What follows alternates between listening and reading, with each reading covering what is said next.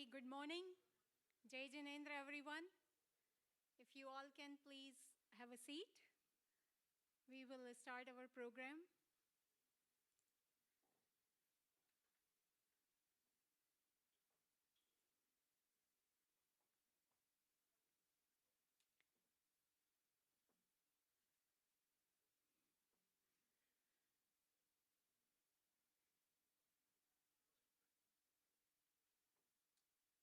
All right, everyone walking in, please take a seat. We are starting our program. So once again, Jai Jinendra, good morning, namaste, everyone. Jainism. We are here to talk about Jainism today. Jainism, which derives its name from the Jain Bhagwan, right? The victor, the one who has overcome all attachments and passions. Jainism has been a part of the religious studies for decades here in the West, but it has been at the margins or was only a part of broader studies of Asian religions and philosophies, in part because there were very few specialists so far. But I'm so happy to say that today, time have changed thanks to the donors and to the esteemed professors and specialists who are here today with us. Let's give them a big round of applause. I want to welcome all our esteemed guests, Samni ji. We feel very fortunate to have this opportunity to meet with you today and learn about the extensive research work that you all have been doing, and it has been going on in Jain religious studies. On behalf of the Jain Center of Southern California, I welcome all our guests and the audience and the visiting professors with deep sense of gratitude and respect for what you all do, for giving us your precious time and being present here today. Thank you very much. Welcome all of you to the Meet the Jain Scholars program. So I won't take too much time as we begin this wonderful journey for next 90 minutes about, and talk to our esteemed guest. We always first want the beginnings to be auspicious. I would like to invite Pujaniya Samni ji Punya Pragya ji to start our program with Manglacharan.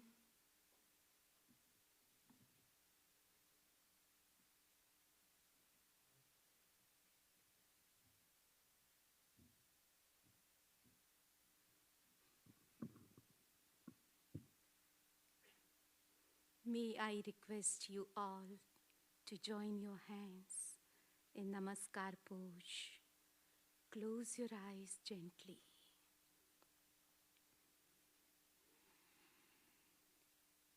Namo Arihantanam Namo Siddhanam Namo Ayariyanam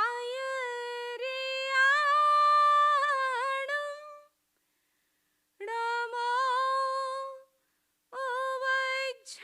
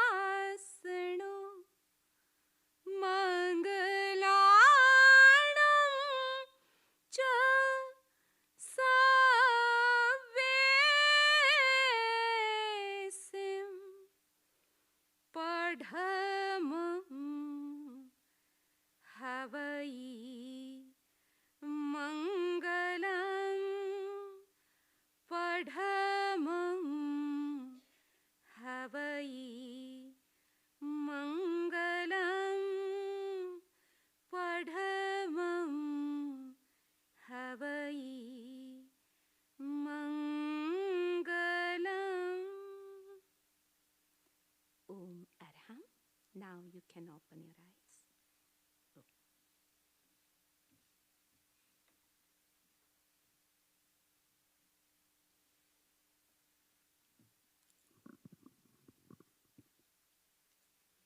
Sadar Dhanyavad, Samni ji, for the Mangal beginnings. What a beautiful, melodious Manglacharan. We are so fortunate to have you both here, Samni ji, Dr. Pratibha Pragya ji, and Samni ji, Punya Pragya ji. Thank you so much for your presence. With that auspicious beginning and beautiful voice of Samni ji, let's now begin the academic journey that we all are here to learn about at today's open house. Before we invite our esteemed guests and keynote speakers here, I would first like to invite Dr. Jaswant Modi to provide us glimpses of latest happenings on Jain academic initiatives in USA and begin this program. Dr. Modi, please.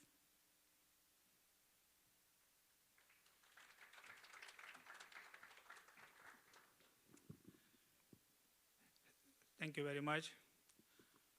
On behalf of Jain Center of Southern California, I welcome all of you, and having this opportunity to have many scholars get together today and give us a glimpse of what's happening in a Jain education, in academia. Besides USA, now we are also having a presence in UK, Belgium, India, Africa, and yesterday we spoke to a professor from Norway who heard about us, contacted, and they would like to have a Jain program over there. Last week, we also spoke to the people in British Columbia. So with everybody's blessings, we are expanding our presence globally. Thank you very much for giving us an opportunity. On behalf of the ECNA BOD, I thank you very much. Jai Jinendra.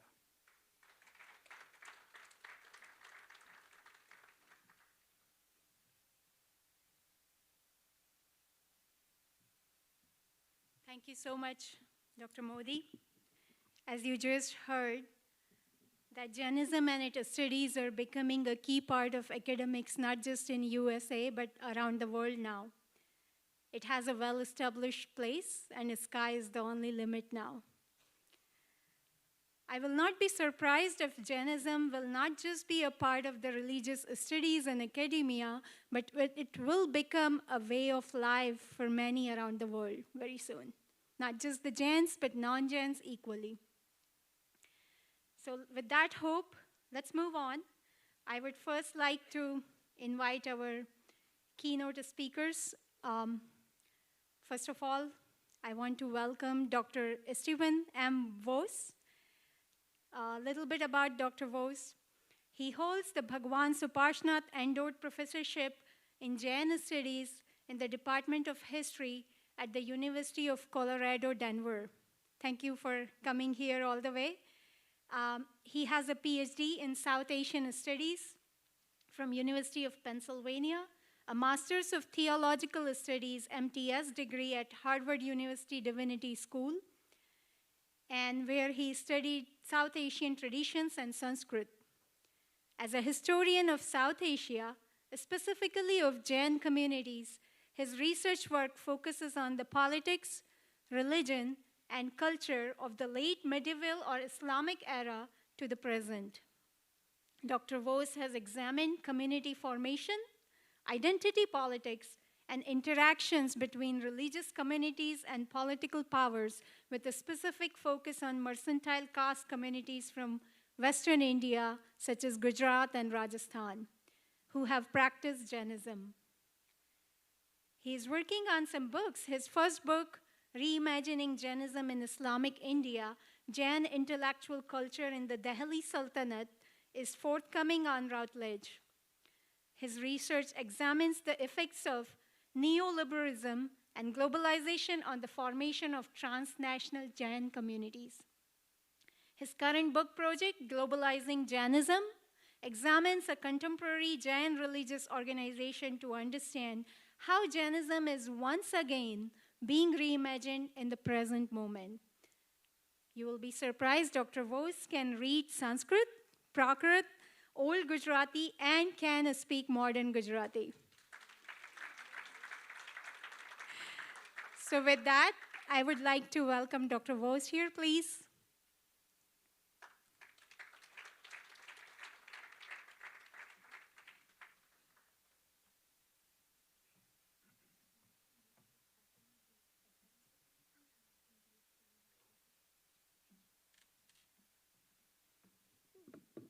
Good morning, everyone. Jai Jinendra. Tame Majama Hasho. I think I will commit the speaker's sin of the introduction being longer than my remarks. But to avoid that, I just wanted to talk a little bit about, I was the holder of the first Jain Studies chair, the Bhagwan Mahavir Professorship in Jain Studies at Florida International University. So this is actually my 11th year as a professor of Jain Studies. And when I was a graduate student, I was told that if I studied Jains, I would never get a job.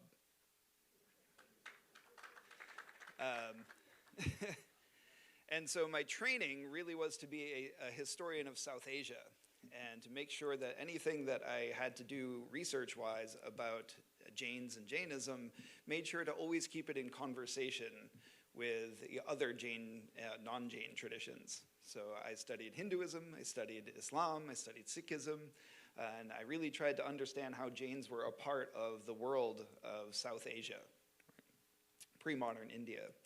And so when it was time to do my dissertation research, I was going to start to study Jain pilgrimage, Tirthyatra, and found a very interesting text that didn't just tell me about what it meant to go to Shatrunjay, but also what it meant to protect Shatrunjay.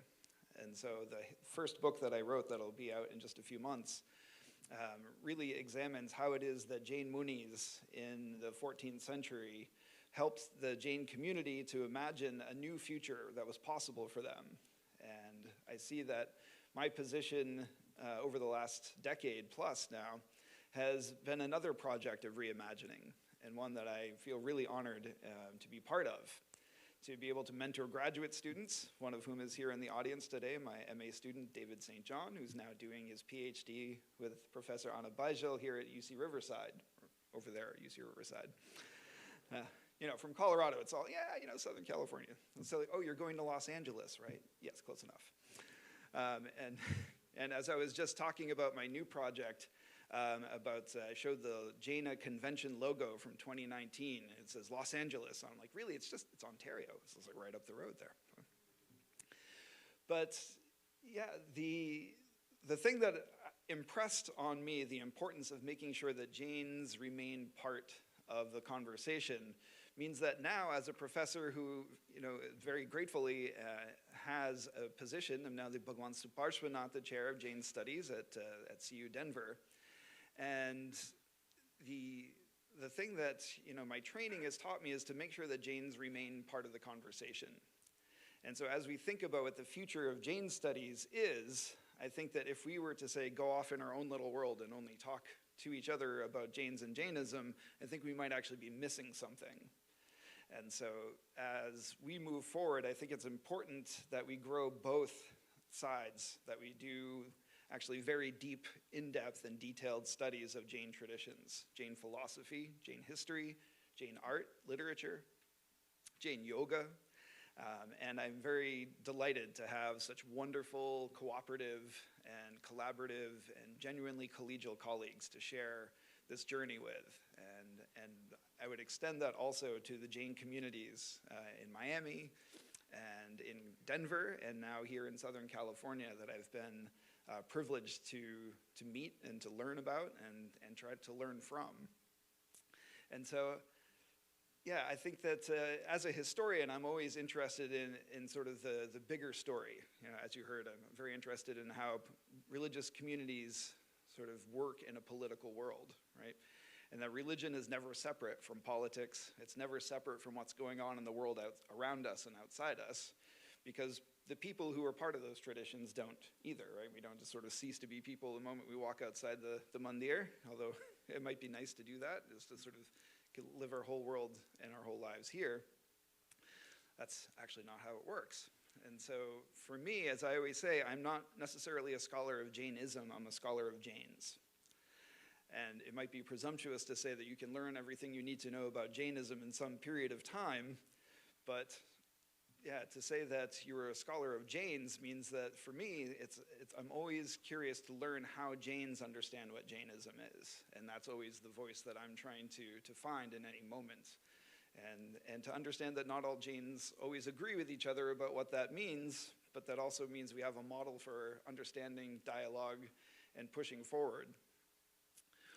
Over the last couple of days, I've given a few talks at UC Riverside, and we also conducted a two-day workshop. We're reading the Shatrunjay Kalpa, sort of a Mahatmya of Shatrunjay, and understanding that even in that moment, there's a 14th century text written by this Jain monk named Jin Prabhsuri, who's a Kartargach Srimal Jain. And the Kalpa itself tells us why that place is important. It's important because millions and millions of sadhus and kings and princes have attained liberation there. They've attained moksha there. But we also learn about the history of the place. We learn historical events. We learn about the Samarasha. We learn about Javada. We learn about famous laymen who established and built temples there. We learn about the efforts to restore those temples periodically, udharanas. And so even in a text that is praising this site, it's also telling us a lot about what it means for that site to exist in a world in which things may not always be happy and may not always happen the way we hope they would, but actually it's through dialogue, through education, and through engagement that we find our paths forward. And so that to me has been my sort of guiding inspiration as I continue to study this amazing tradition. So I just want to, I saw the slide. Oh, thank you so much. The program that we have at CU Denver is now just in its second year. It's actually only about 3 semesters old now. And we are working on building some courses. So we've started with religious studies. So students can come to study Jainism right from the first moment they enter into the doors of CU Denver.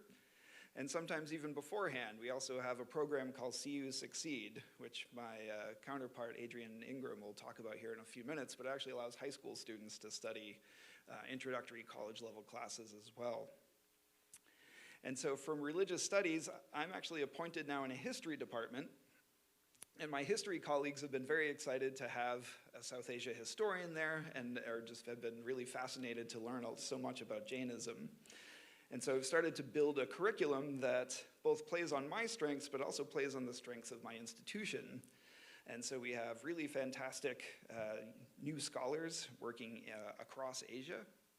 And so we have history, we have political science, we have ethnic studies, we have philosophy, and all of them have very generously helped me to cross-list my courses. And I'll just sort of show you some of the courses that I'm offering now and what I've got in the works.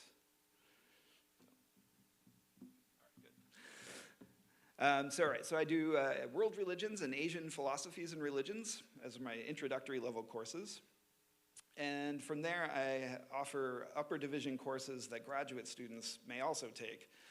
So last year, I taught a new course for the first time. It's called The Past and Future of Nonviolence. And it's kind of a history of an idea. And so the students go from learning about what are the roots of nonviolence in the concept of ahimsa. So we learn about ahimsa in Jainism and Hinduism and Buddhism. And then we see how figures like Mohandas Mahatma Gandhi translated those ideas into a plan for political action, right? How did he turn ahimsa into a method for the Quit India movement? How did that inspire a figure like Martin Luther King and James Lawson and some of the other civil rights leaders here in the US? And then we end the course by thinking about what is the status of nonviolence today? Is it still a viable political plan? Is it still the strategy that will move us forward here and create a more just, equitable, and peaceful world? And this year, I'll be offering the course again, and I got a grant to actually bring in some local nonprofits that center nonviolence and harm reduction in their work.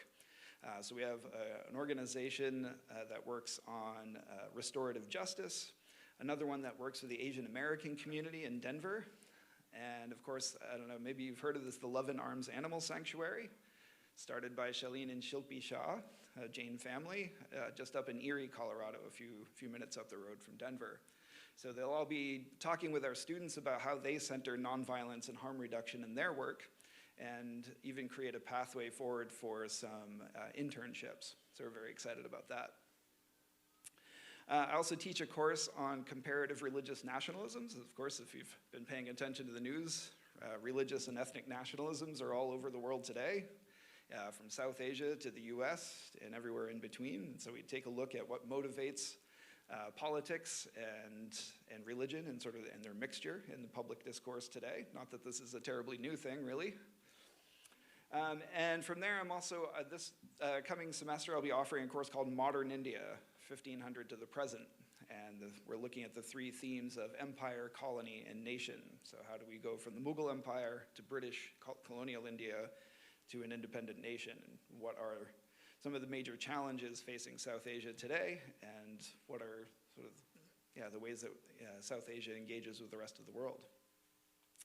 And next fall, I'll be offering a new course called Merchants and Migrants of the Indian Ocean, sort of inspired by my studies of Jain communities, especially the Oswal communities in Zanzibar. And so we'll be looking at sort of the broader world of mercantile communities and trade that took Jains from India to East Africa and around the rest of the Indian Ocean, Singapore and other places. And as we're working to build this program, it's still in its infancy, we'll also have sort of an MA degree. Right now we have a degree program in humanities and social sciences in which a student can design their own program to engage a number of disciplines in their master's studies. So you can do anything from sociology and psychology through history, and sort of design your own program that way. And in the works, we've got an undergraduate certificate program. One of the real strengths of CU Denver is actually around the breadth of our schools. So we have already programs in conflict resolution. We have programs in community resilience and harm reduction. And we have a number of other sort of health and wellness programs because this Anschutz Medical Campus is actually part of CU Denver's campus as well. So I'm working on building some partnerships with our School of Public Affairs and some of the other organizations around campus. So we're moving just outside of the arts and sciences model, but trying to create a certificate program that can actually blend some of the practical training that you would get in, say, the School of Public Affairs and the medical school with more academic training in liberal arts and sciences. So I'll wrap up my comments there and just note that we're also working on a study abroad program. But thank you all for having me here. I'm very honored to be able to speak with you about my work and my journey and the programs that we're building in Denver right now. So thank you.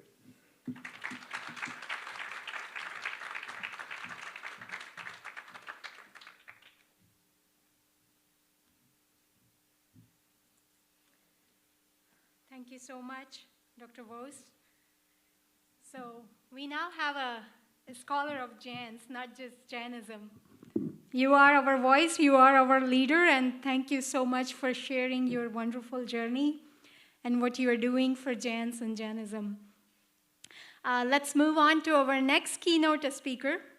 I would like to introduce Samni ji, Dr. Pratibha Pragya ji.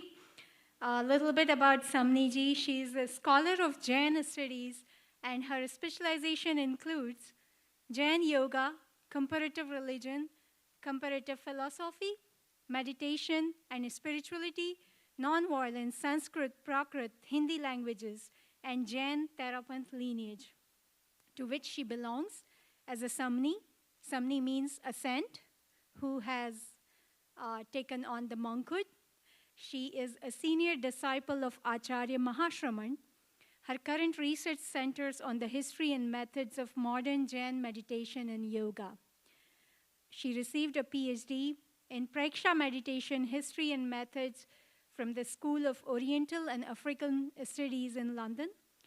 And she was also working as a visiting research fellow at SOAS with Dr. Flugel on Therapan data pertaining to the Jaina prosopography project.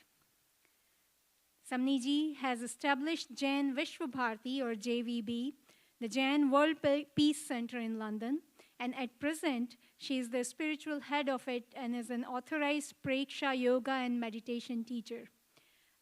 She initiated a rural development project at Thamkor, Rajasthan, and established Mahapragya International School there. She has worked for underprivileged girls' education in Junjunu district. Currently, both of the Samnijis are at the Florida International University as visiting teaching professors for religious studies. Thank you. With that, I would like to invite Param Pujya Samniji, Dr. Pratibha Pragya ji.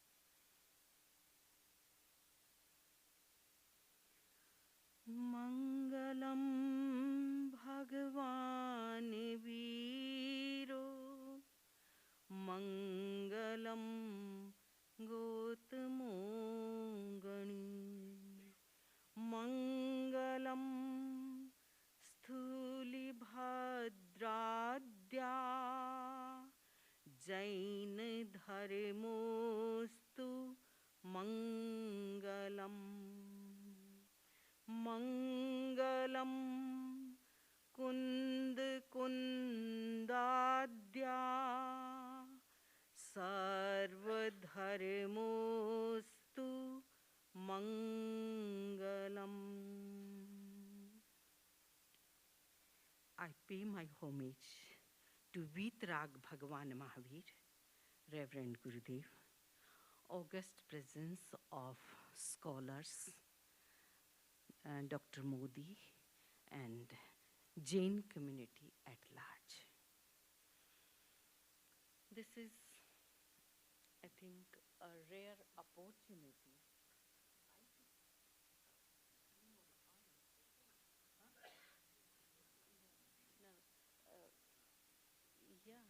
Is there anything? Can we change the light? Here.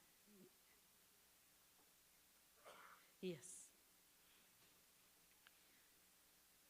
So, the opening was really great. Steve made it moving on the wheel. And one thing which is notable, that scholar of Jainism and scholar of Jains. And I would like to add one more thing, practicing scholar. So I'm here, and Samni Pune Pragyaji, we both are practicing scholars. We started, we breathed, we came on the earth, luckily in Jain families. In a small village, I would like to give my background, where Acharya Mahapragya born, the small village of Junjunu district, Thamkor, where I got opportunity to take my first breath. And luckily, I got opportunity to initiate it in the Sangha of Jain Swetambar Therapant, where Acharya Tulsi given us one motive, no initiation without education. So that was important. So first 7 years, I did my training. I completed my bachelor degree, my master's degree, and after that, at the age of 25, I initiated as a Samni. And now I'm completing 35 years as a Samni. So mainly, during my life, I love education, but I love community work too. So most of the time, I was in community. One day, in 2007, I was sitting in front of Acharya Mahapragya, and he said, "Have you completed your PhD?" Then I said, "No." "Do you have any plan?" Then I said, "No." Then he said, "Why don't you pursue your PhD from Western University?" He said, "Western scholars, they go so minute in every detail, and that is most important factor of research.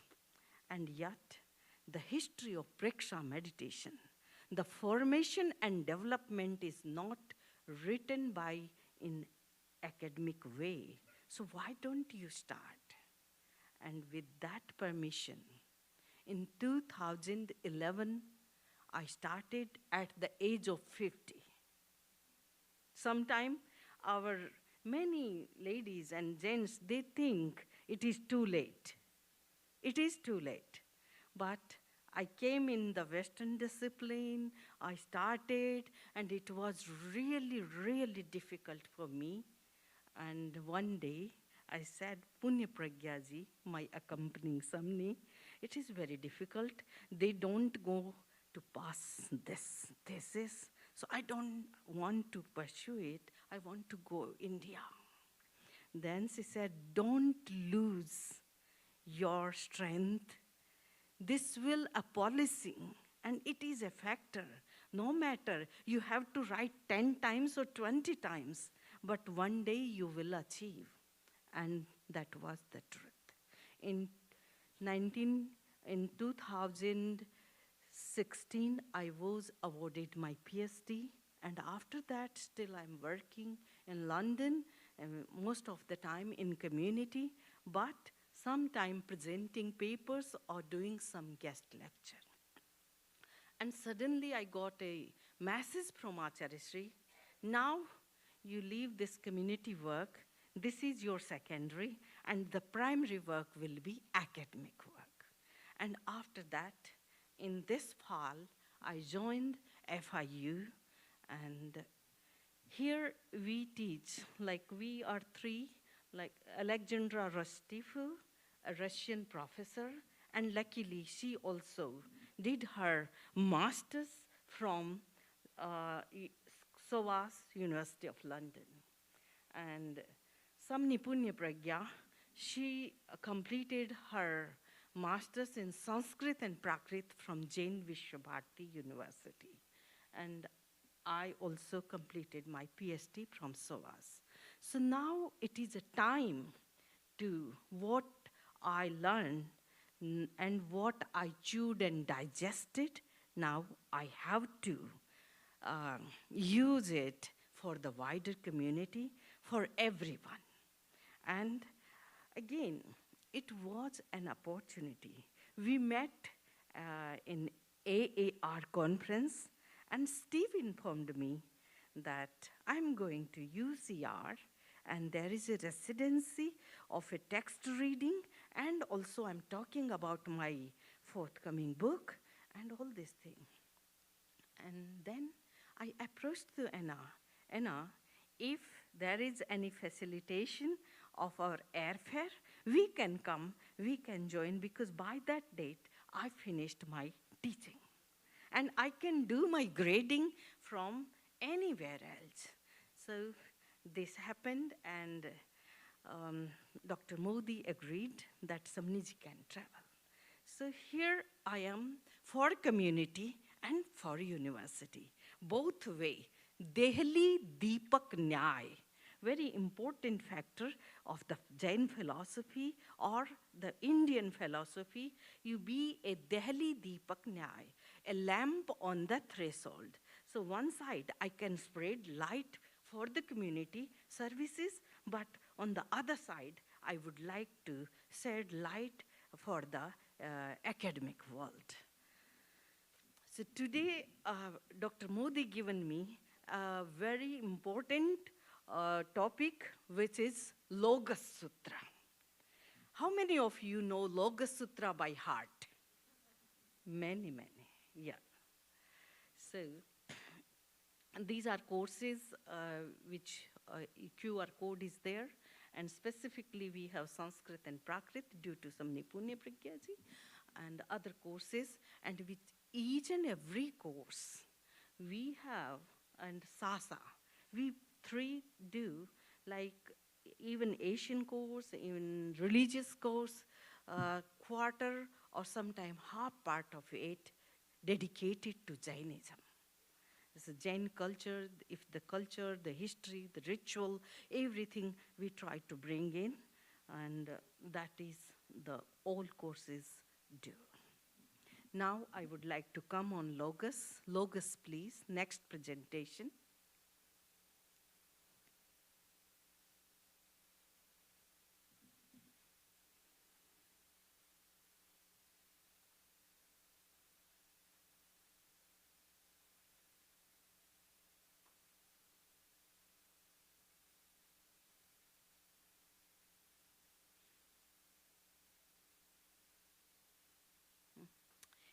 If you don't keep my image in the middle. Yes. So very prominently, this Logos Sutra is important and imbibed with everyday life. Next. Yeah. So Logos, what is in Logos? Why it is important? What we can get and what we know specially. So it is Namastav. It is a stuti of names of the 24 Tirthankaras. It is Dhyanastav. One can meditate because it is a part of ritualistic meditation. And also, there are so many secrets and miracle of the Logos Kalpa. And many mantras, many kalpas, and many books are dedicated, and some commentary literature, the Logos is explained in hundreds and hundreds of pages. And also, this is written in Prakrit language. It is a part of 6 avashaka. The first avashak is Samaik avashak. Second is Chaturving Sati Stav.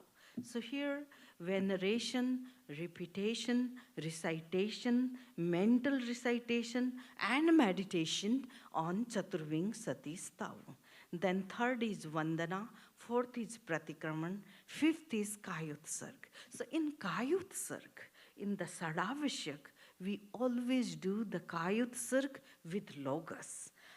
This Kayutsarg is mainly related with the Swasoswas. If we read the Indian Dharma text and the Hindu Dharma text, interestingly, we got that there is also atonement depicted with Swasoswas.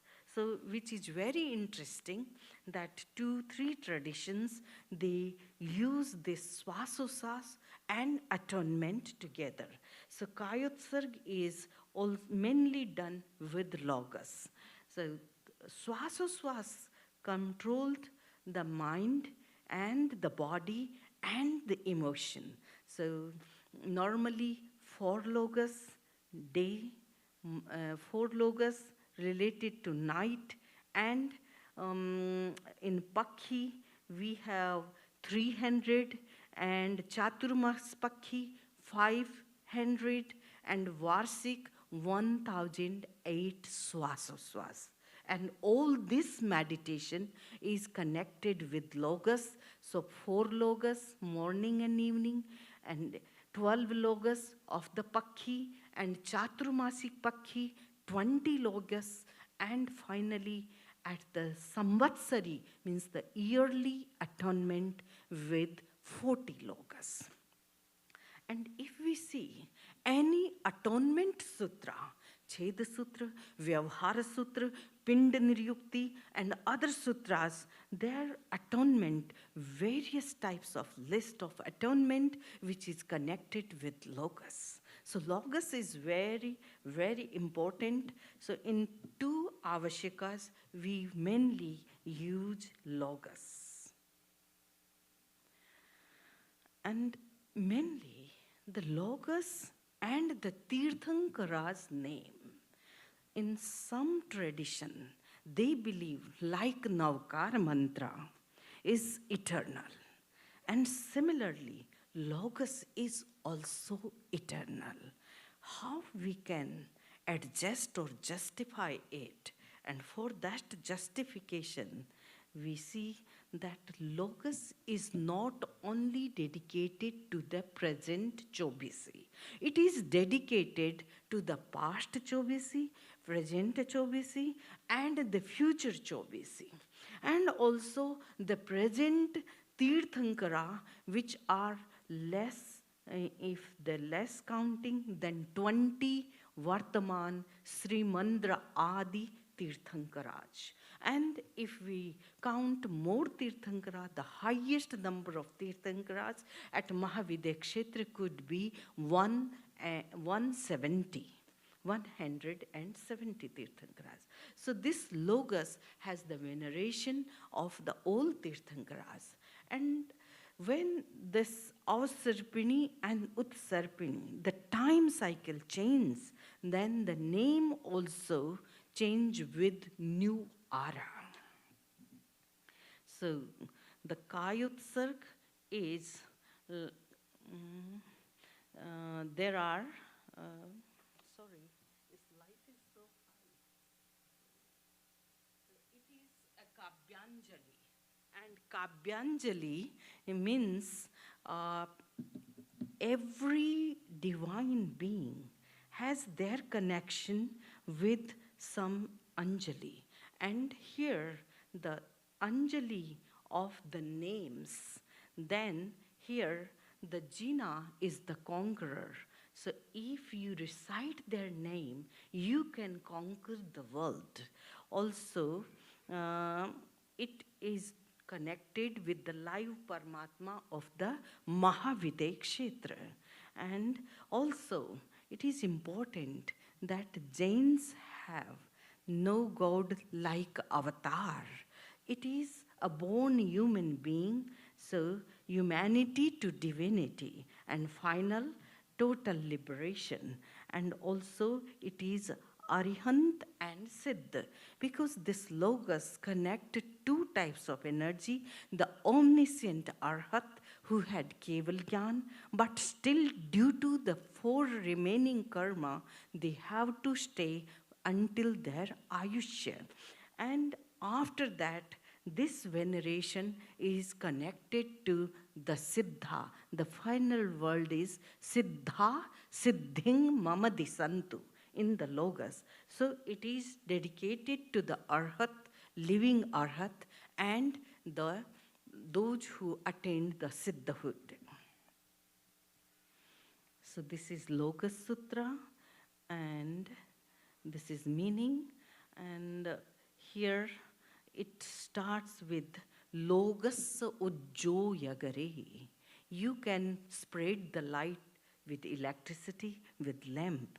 But here, Logos Ujjo Yagare means what type of light? The light of knowledge, all pervading and reaching everywhere. And then Dharma Tirthankar. Every omniscient is not Tirthankar. Those who have Tirthankar Nama Gotra Karma means the highest punya, highest meritorious karma, that person could be Tirthankar. And I'm really, really grateful that a special initiative is taken by Dr. Modi and other donors, many other donors, for such noble cause. They started the chair with the name of Tirthankar. So that is, again, I think, dedication towards logos. And in the university, the universalization of the compassion and ahimsa, and also the Jain values And now Dharma Tirtha Yare Jine. Again, Jine. Those who got victory on the anger, ego, deceit, and greed. So, Jing, the root is Jing, the one who is victor over that, that is Jin. So, Jin and Tirthankar, both are very similar. Arihant. Arihant is also similar and synonym to that Tirthankar, Jin, and Arihant. But there is Kevali. Kevali is common. Kevali can be anyone, even those who have no speech. Interestingly, in Jain canonical literature, Munda Kevali means they cannot preach. They are dumb and deaf, but yet they attain the omniscience knowledge. So Kevali can be anyone with their purity. And that Kevali and Siddha, there are Tirtha Siddha, Tirtha Siddha. In our yesterday's class, we were discussing about the Nandi Sutra. So a Kevali can be a housewife, Kevali can be a householder, Kevali can be in other religion, Kevali can be male, female, and neuter. So the Keval Gyan has no restriction at all. Anybody can attain Keval Gyan, and here I can see there is no rigidness of any kind of attainment of the purity with the caste, creed, and religion. So this is very much openness of the Jain way of thinking. So the Kevali can be anyone.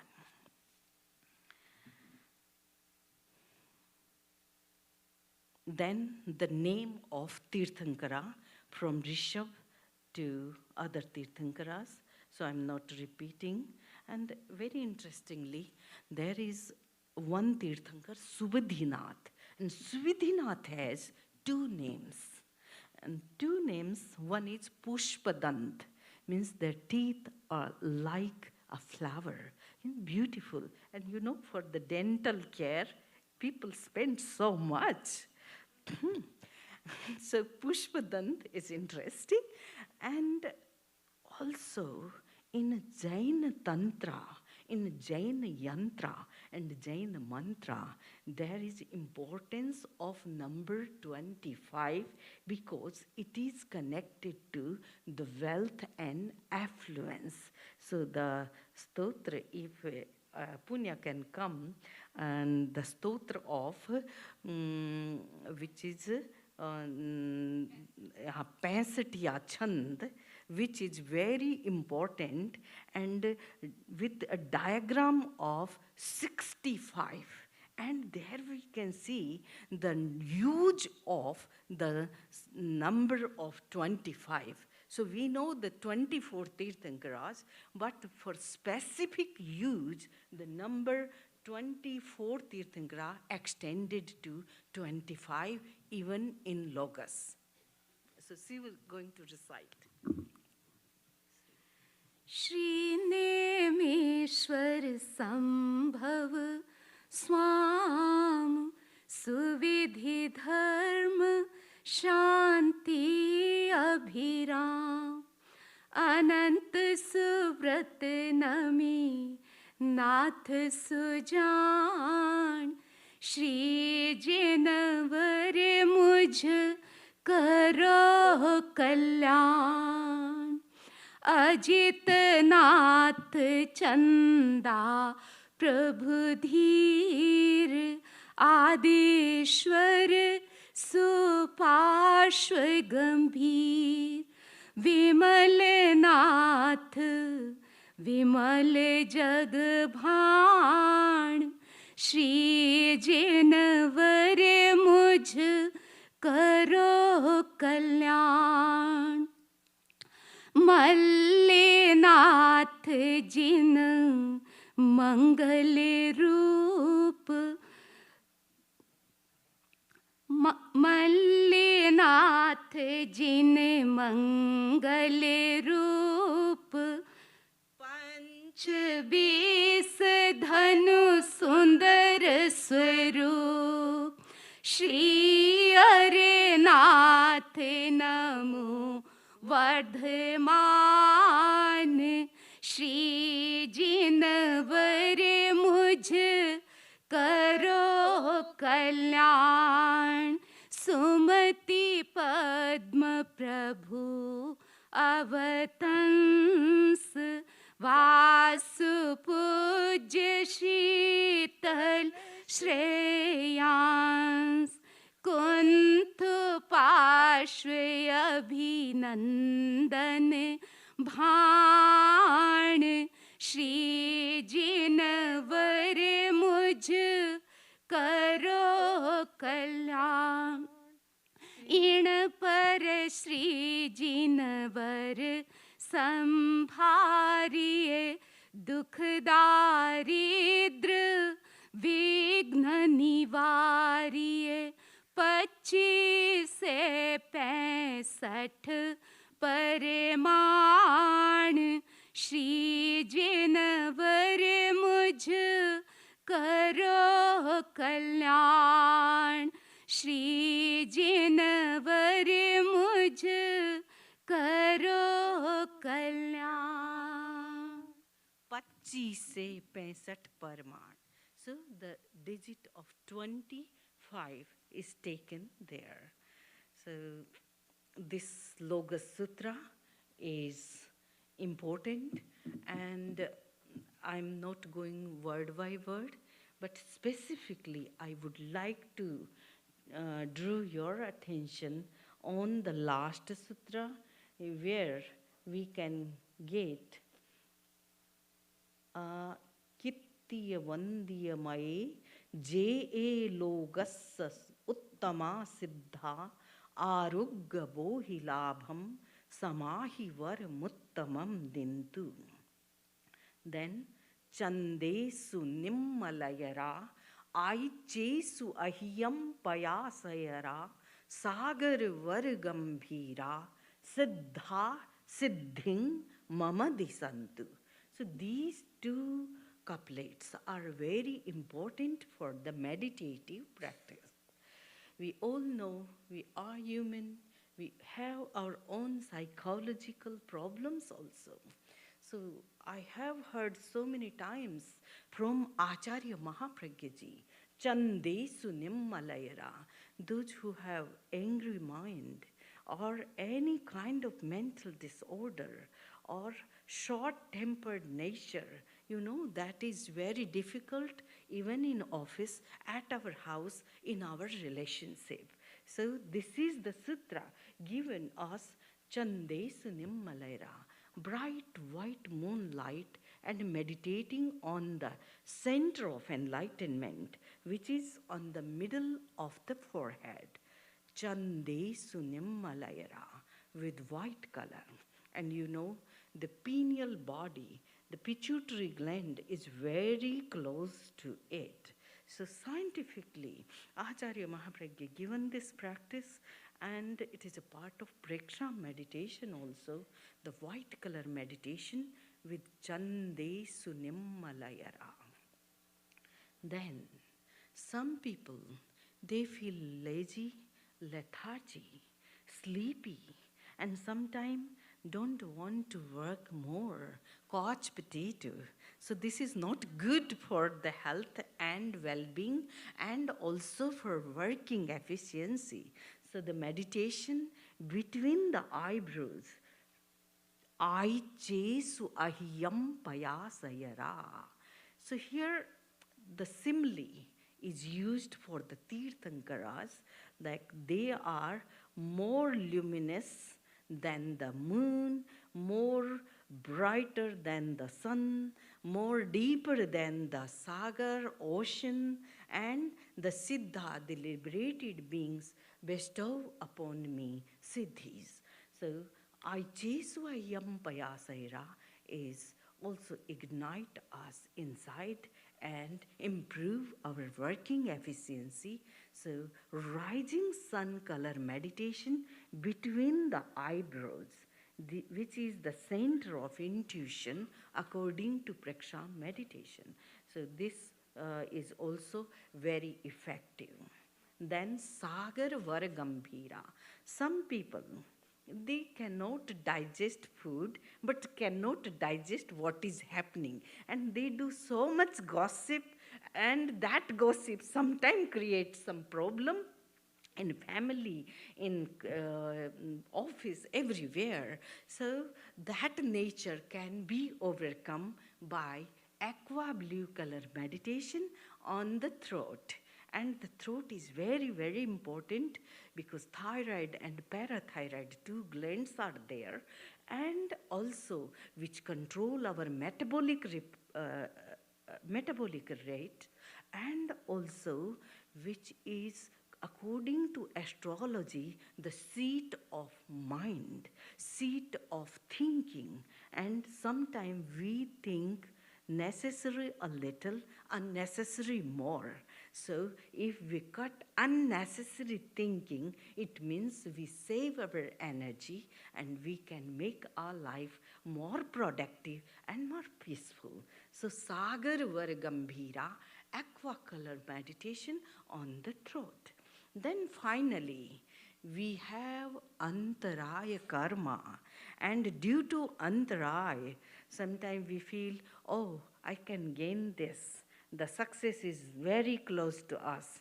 But sometimes we feel, no, it gone away 2 hours, 2 years, or 10 years. We don't know.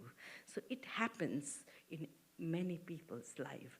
So for the success, Siddha Siddhing Mama Disantu. Siddha Siddhing Mama Disantu.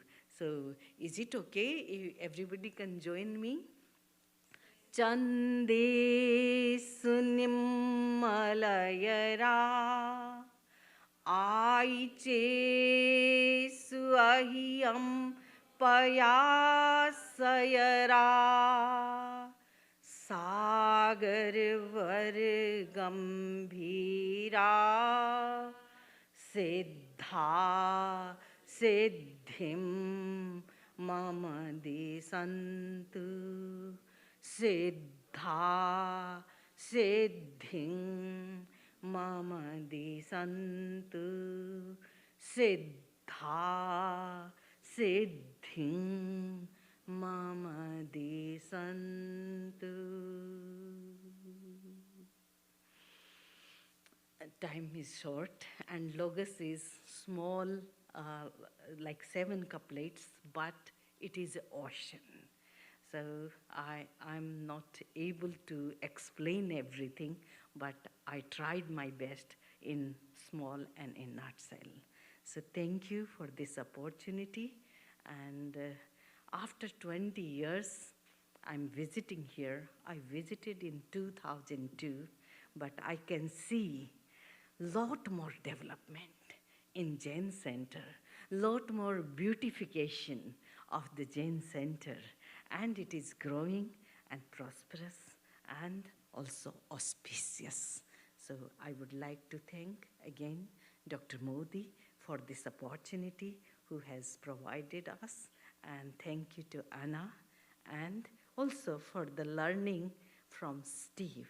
So it was a gorgeous event, and sometime such scholars can do this Satrunjay Kappo, like a 3 days workshop, 2 days workshop at some Jain centers, like center of this LA Jain Center, Melpitas Jain Center, and many other people, because Jainism has a treasure house, and in small couplets, so much treasure.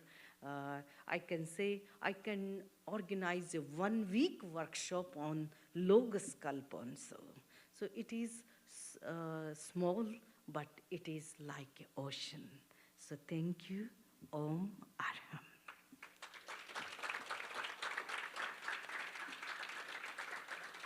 Last but not least, Taraji Sethia, because I don't know many people over here, so she arranged everything. And like a Sravika, Anna took care during the day. Thanks.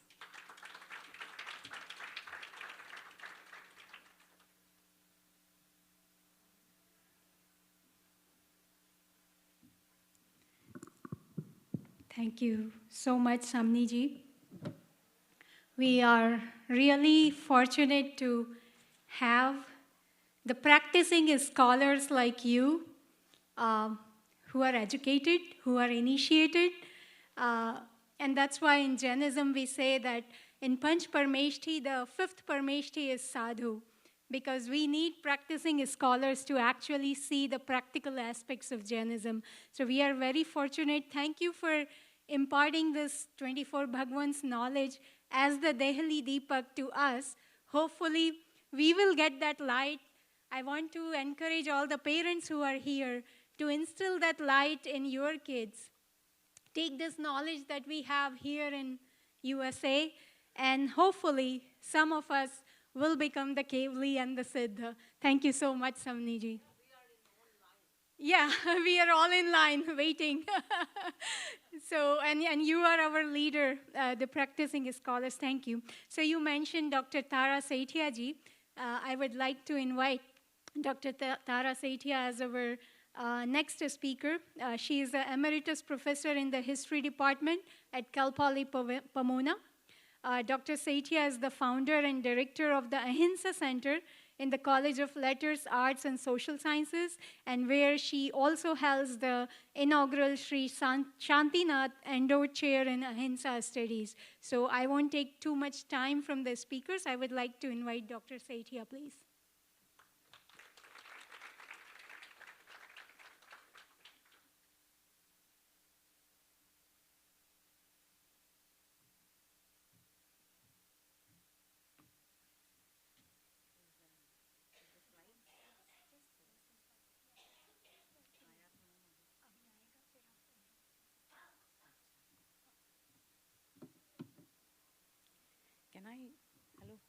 Can I take this out? Or, yeah, it's the lights are not very, I would speak from the floor. They will not be able to see you. Do you want to stand there? There's not much light. They're telecasting it on YouTube. Oh, they are. So you won't be visible. Yeah, that's fine. Okay. Okay, I understand.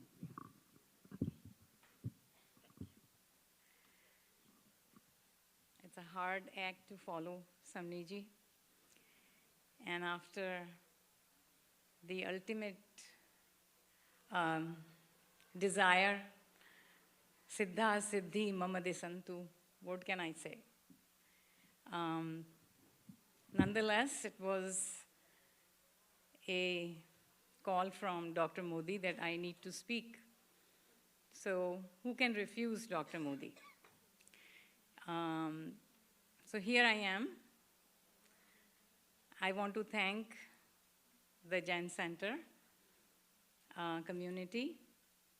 Many of our donors are here. Ahimsa Center was founded in 2003-2004 academic year. It predates, in that sense, all the Jain studies chairs. So, and it could not have been done without the support of donors from the Jain community, many of whom are here. So I take this opportunity to express my heartfelt gratitude to all the donors who are here and the donors who are not here. We brought into the fold of Ahimsa Center more than 50 family donors. I built it from scratch, and it would not have been possible without the support, encouragement, and participation of you all, the donors here. So thank you again. Can I have my first slide? I think this is not working there. Thank you. So Dr. Modi asked me to talk about K through 12 institutes. I want to give some context here. Ahimsa Center was created with the idea of infusing our students with the ethics of Ahimsa, which is the heart and soul of Jainism, right? It's the most fundamental, and perhaps I could dare say it goes beyond Jainism in that sense, because it can nonviolence can stand on itself. So we created the center with the idea that our students learn about nonviolence not just as no harm, the negative definition, or the definition in the negative, not in the negative sense, but in the negative, not this, no harm. Both ahimsa as well as its equivalent in the English language are defined as non-violence. But what does it mean? How can one be, acting, thinking, doing things without violence? Is only when one embodies a sense of care, empathy, compassion, forgiveness, gratitude, and the like. So we wanted our students to learn about these kind of values, which have the power of bringing about positive and constructive change. As an historian, I learned a lot about change, but as you all might agree from your days in school and colleges, going back long ago, that change in history more often is explained by means of conflict, warfare, and violence. Our history is full of violence. But there is also another important strand in historiography, and that is the trend of peaceful nonviolent change. But that is largely neglected in textbooks. And so it was my very modest and humble attempt in bringing to light to our students that change can be created peacefully, both within interpersonal relations as well as within communities, countries, and even in the world. So we tried to focus on and created a program in nonviolent studies on our campus. And we also tried to bring what we were doing to connect the community with it. So we were also doing conferences every 2 years, international conferences on themes of nonviolence, and public lectures, dialogues, and so on. And then we thought that this idea of nonviolence, these values, this ethic of ahimsa, need to begin among our students early on, before they came to college. And so for that purpose, we designed a professional development program for school teachers. Because teachers are agents of change. If I can have the next slide, please. Thank you. So in the pre-pandemic phase, we did 7 institutes for school teachers. These school teachers came from elementary school, middle school, and high school. Our first institute was on nonviolence and social change, if we go clockwise. And that was really that was the first institute which was largely confined to teachers within California, because that was our first one.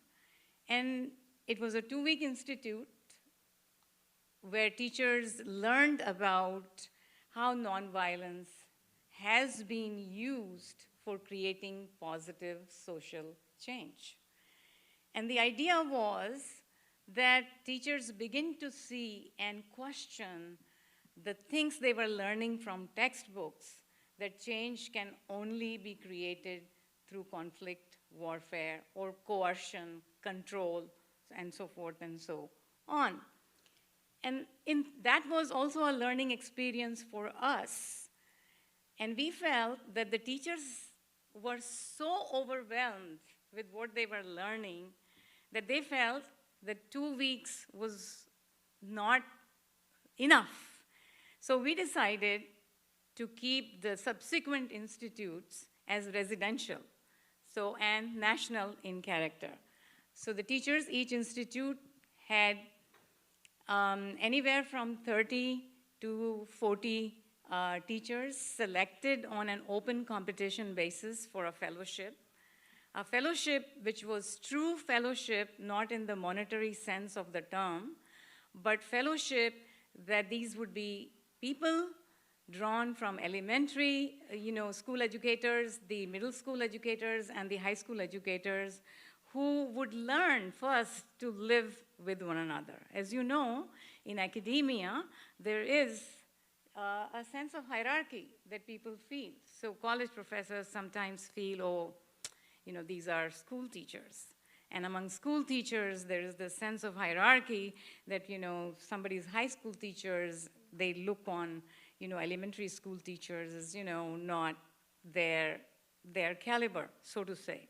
So the first thing for us, why we did this, to bring everybody together along with the university professors, is to demonstrate in an ahimsa way that education is a continuum, and people who are sort of vested in that realm and are contributing to education, they are all equal in that sense. There is no sense of hierarchy. So that there could be a free, flowing dialogue among all these educators. So that was the first thing. And so then you can see that the other themes that we had, which brought in historical exemplars of nonviolence, Gandhi, King, Chavez, Mandela. And then the last institute that you see there right on top is Leading Nonviolent Change, which was very different and in one sense special. And I want to say that actually took place from the desires of the people. We had trained more than 200 teachers in these institutes, and we call them Ahimsa Fellows because they really embraced ahimsa and its power and what they thought they can do with it within their classrooms. So some of the ahimsa fellows, each institute recruited teachers, new teachers, but some of the fellows contacted me directly and said, we want to come back. So this desire of the ahimsa fellows to come back meant a lot to me, that something more meaningful was going on with their lives. Usually we didn't want to recruit old ahimsa fellows in the new institutes. We wanted to give that opportunity to new teachers. But there was this repeated, call to me with emails and phone calls that Dr. Sethia, we want to come back. And so I said, okay, I will design a special institute for those of you who want to come back, but you have to go a step up in order for me to justify why I should give you another opportunity. This was my way of really stimulating a dialogue. And so I said, this institute will recruit teachers who are willing to write and create a scholarship of nonviolence, which will be a novel thing for the teachers' world, so to say. They said, oh, we are excited, we are going to do this. All right, so then we selected 20 teachers who met, I was simply a facilitator as the director, but really it was their work.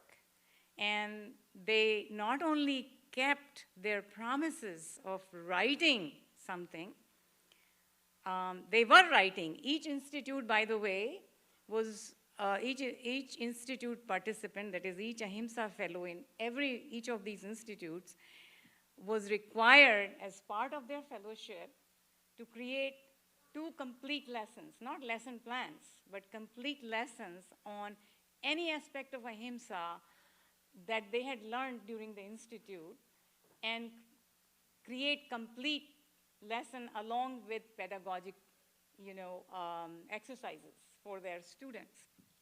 So they were writing. But this particular institute, the one on leading nonviolent change, they had to write an article, a publishable article. So not only they kept that promise, but within a year, they published a book. Can I have the next slide, please? The slide after that. Yeah. They published a book, Teachers Teaching Nonviolence, which came out in 2020. So you can see that the outcomes, and if I can go back to the previous slide, please. That what were the outcomes? I want to take a couple of minutes to tell you in very brief the outcomes that I felt were most valuable in this program. Since Dr. Modi wanted me to talk about this particular program of the center, I thought it is important for me to at least sketch these outcomes for you. So first of all, the process itself, the process of doing this, having teachers immerse themselves in this 2-week institute, that itself was an immediate outcome as the fellows, the Ahimsa fellows, bonded together as a community of, teachers who wanted to advance education about nonviolence and see how they can use that for practical purposes. Their major concern was how they can use all of this in their classroom, ranging for things like, addressing conflicts, addressing any kind of abuse that was going on within the school, whether within the classroom or between teachers and students or whatever that was. They wanted to use that way of dealing with the conflict within their classroom. And then, most of all, they felt so empowered by what they learned that they wanted to share that how they can bring empathy in their classroom, how they can bring compassion, both in their content that they were teaching and the pedagogy they were utilizing. It is amazing. These teachers are real agents of change, and they were able to show that how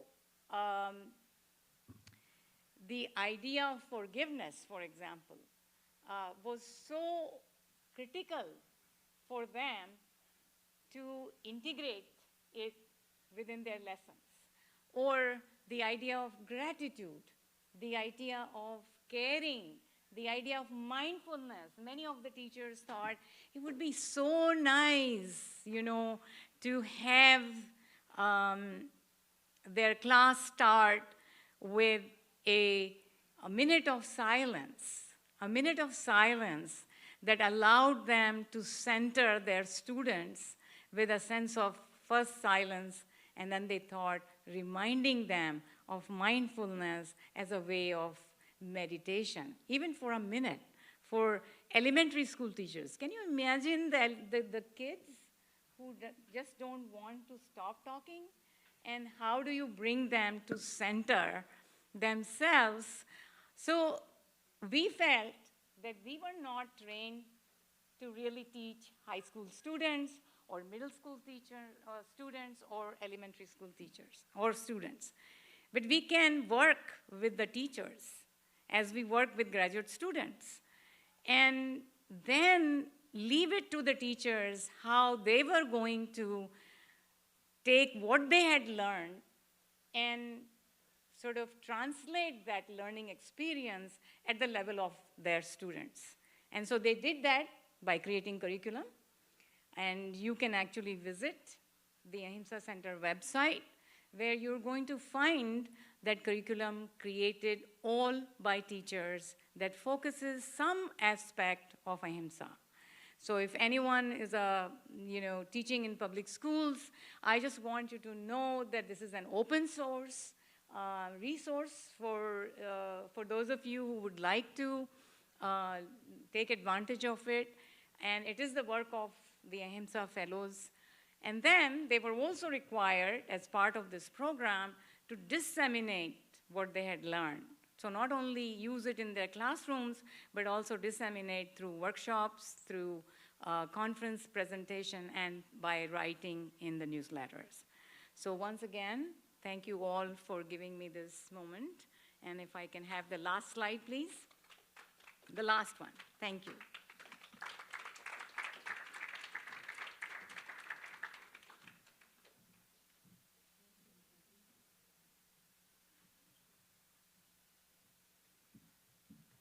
Thank you so much, Dr. Tara Sethia ji.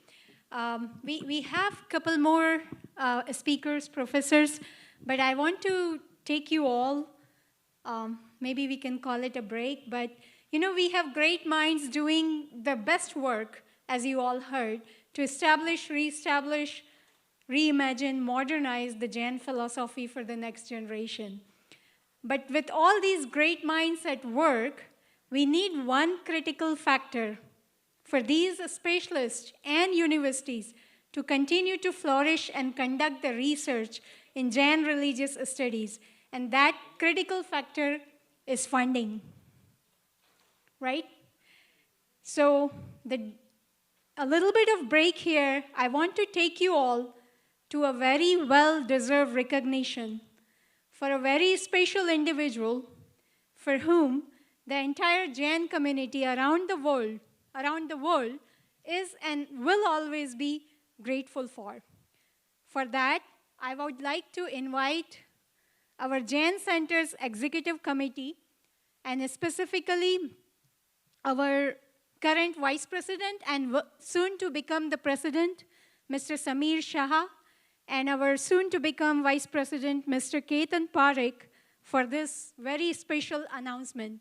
And after the announcement, I promise we will go back to our professors. Mr. Samir Shah.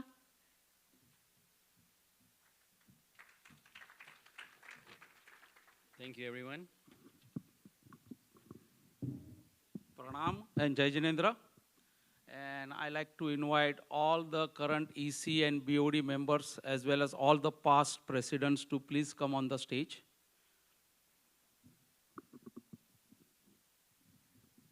Hasendra bhai, Virendra bhai, Ahmedra uncle.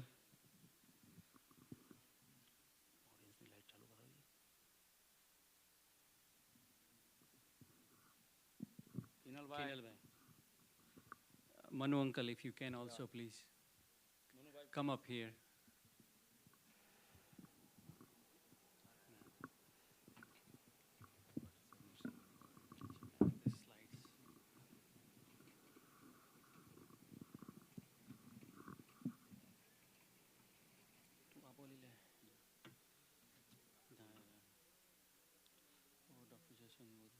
Also, we like to invite Dr. Jaswant Modi to come on the stage.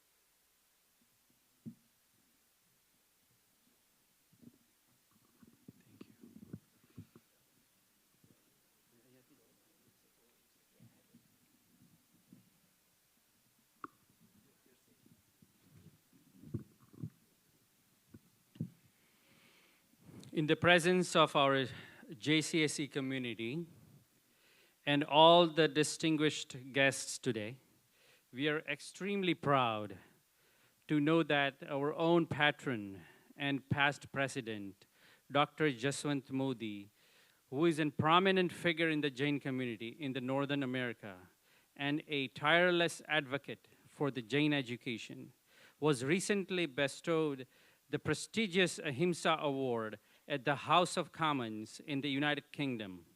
This honor recognizes Dr. Modi's outstanding contribution to upholding the core principle of Ahimsa through his dedication to spreading knowledge and understanding of Jainism.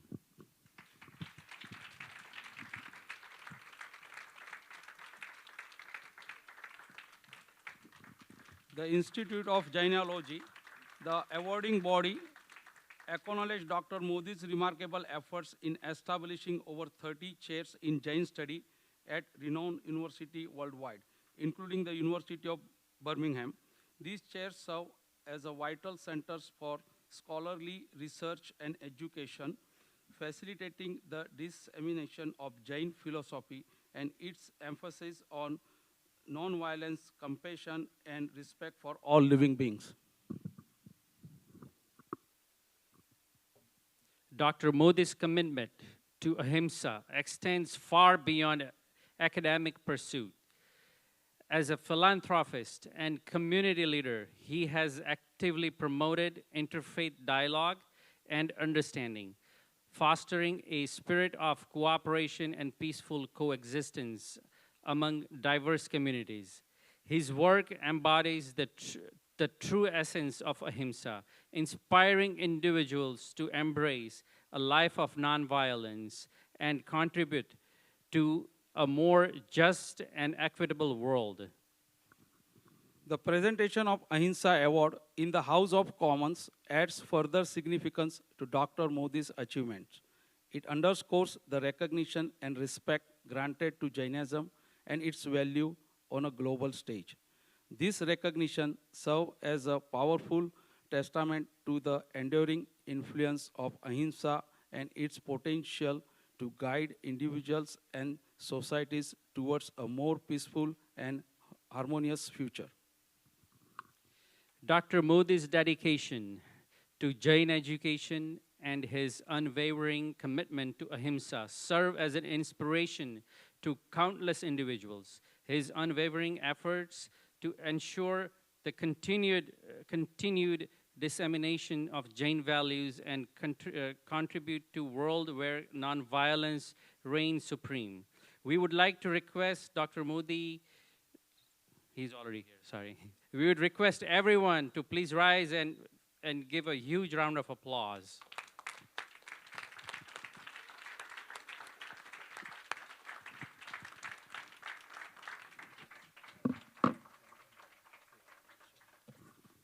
Dr. Parson like to say a couple of words.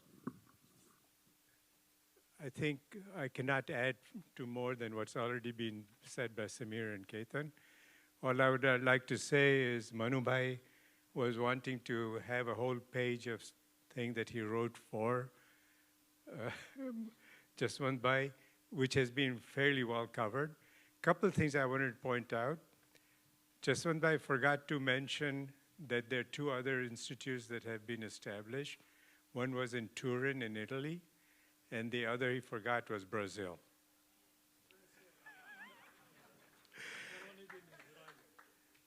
Israel, I think you mentioned something.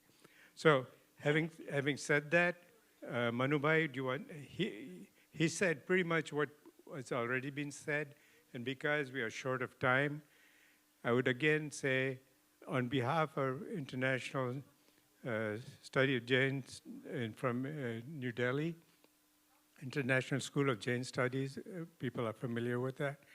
And there are many, many scholars that have been trained there already and are working in the US and other countries. So on their behalf, Sulekji personally called me early this morning to make sure that he was mentioned in respecting our beloved, I want to cry now, Jaswantbhai.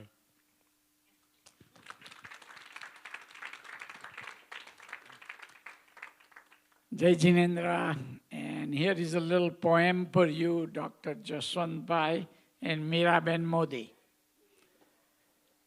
In the heart of Southern California's golden land, in the heart of Southern California's golden land, a gathering of minds and noble stand. Today we welcome to celebrate, to sing and cheer for Doctors Jaswant and Meera Modi, pioneers so dear. They have woven threads of Jain wisdom, bright and true, into the fabric of academia where knowledge grew. In Western University, their work has shown, bringing Jain studies to the forefront where once unknown. For centuries, the Jain religion faced decline, but the Modi's dedication, a beacon does shine. Their fireless effort, a message so profound of ahimsa and peace on fertile academic ground. As scholars join hands in this noble quest to understand Jain teachings, to be their best. We wish them success on their meaningful track to help Jainism thrive and never look back. So here is to the Modis with hearts full of grace. May your work continue to light up this space. In the name of Jainism, a legacy you live to inspire future generation never to deceive. At the Jain Center of Southern California today, we honor you both in a special way. Keep doing great work. May your journey unfold, spreading the message of ahimsa pure as gold. We have a little scarf for Jaswant Bhai, and who we really miss is Meera Ben. Let's give an applause for Meera Ben, even though she's not here. Thank you.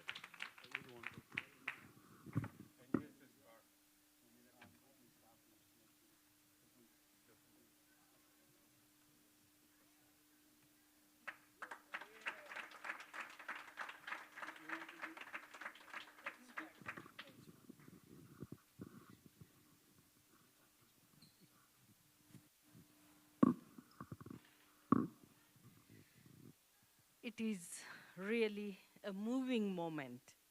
You know, everybody's earning, doing hard work. And you know, they came from India, the first generation, came with 2 pieces of clothes and small attache. But they made effort, they earned, and they are here. But very rare people who does such work and became an inspiration.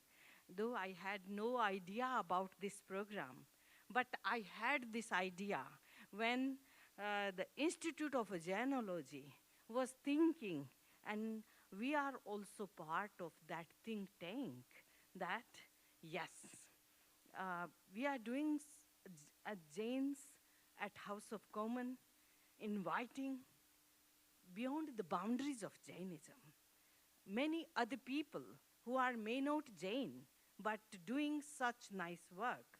So many people were awarded Ahimsa Award. Acharya Mahapragya himself awarded from House of Common this Ahimsa Award.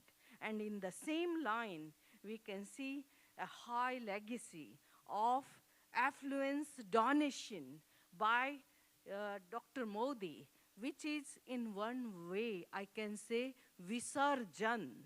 Visarjan, because arjan is one thing, earning, but giving back to community, or specifically for the knowledge. So I asked Punya Pragyaji, they are facilitating Dr. Modi with one special shawl and plaque and this and that. What can we do? Then we can bless him with good health, bless him, keep this momentum alive and ignite the same spirit, because many more people are there in US, in India, they have affluent money, and if they put for the noble cause, it would be the great seva of Jainism, great seva of humanity, and great seva of knowledge. So I asked Punya Pragyaji, could you please compose 2 lines for Dr. Modi and she instead.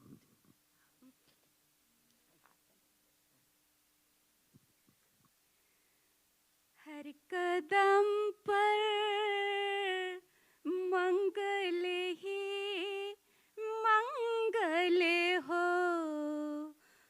राहें सुगम यात्रा सदा सफल हो सुखद सवेरा हो शांत बसेरा हो धर्ममय हर पल हो मंगल ही मंगल हो हर कदम पर मंगल ही मंगल हो।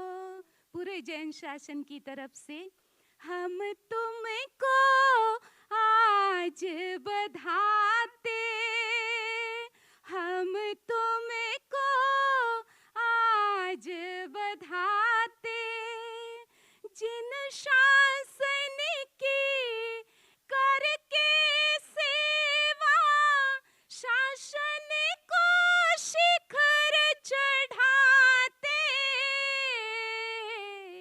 हम तुमको आज बधाते हम तुमको आज बधाते अनुमोदना अनुमोदना अनुमोदना बारंबार अनुमोदना अनुमोदना अनुमोदना बारंबार।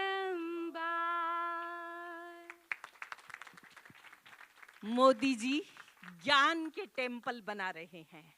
बहुत सारे टेम्पल हैं और बहुत सारे टेम्पल बन भी रहे हैं, लेकिन आप यूनिवर्सिटी में ज्ञान की लाइट जला रहे हैं, ज्ञान के टेम्पल बना रहे हैं। और I imagine one day will come, that day will come, then gun shooting will stop in USA.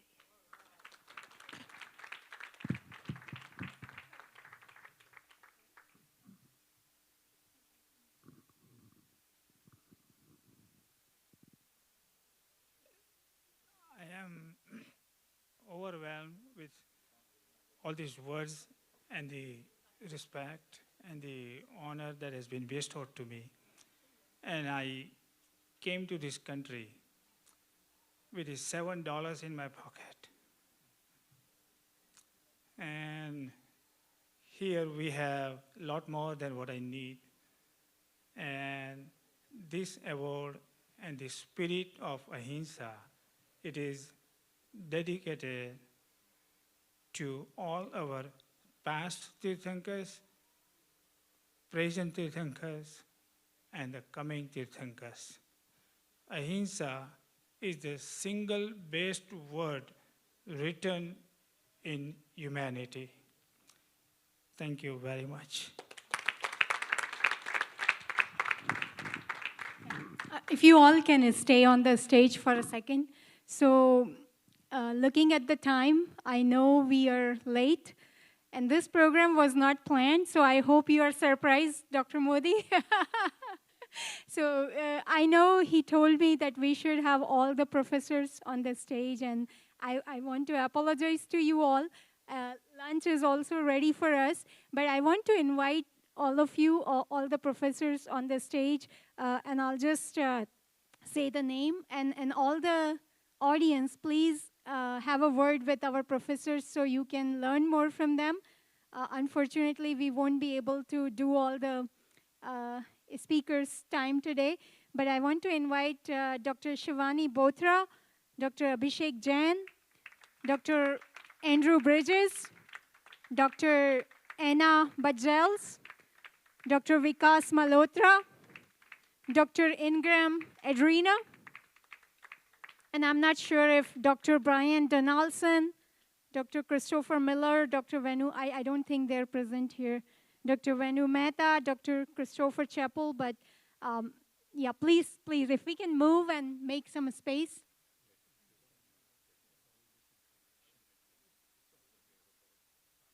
Right, yeah. So all the wonderful work, Samni ji, please, you come as well, please. Everyone, all the guests, please come on the stage.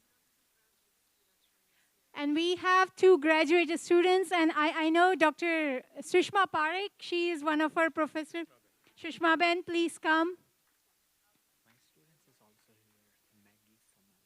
Okay, Maggie Samala, one of the students. All the students who are visiting here from the university, please come on stage so we can have a picture. And if anyone I missed from BOD or EC, please come on stage, everyone. Please join.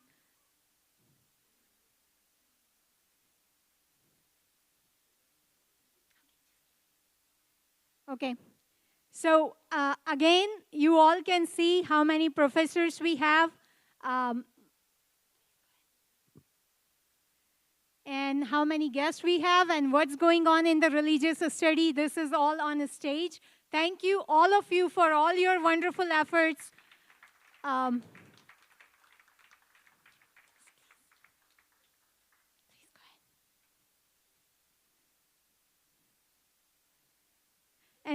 yeah, no, I'm part of all of this only recently. And Meena Ben, who has been continuously supporting me for this program, please come on stage, Meena Ben. It's okay. Everyone has seen me. I'm right here.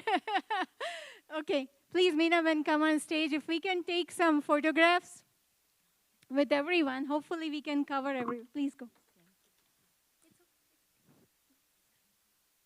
I want to say all the information that was presented by our professors today and some of the information that we could not present, sorry again to all of our professors, but it's all available to all of you.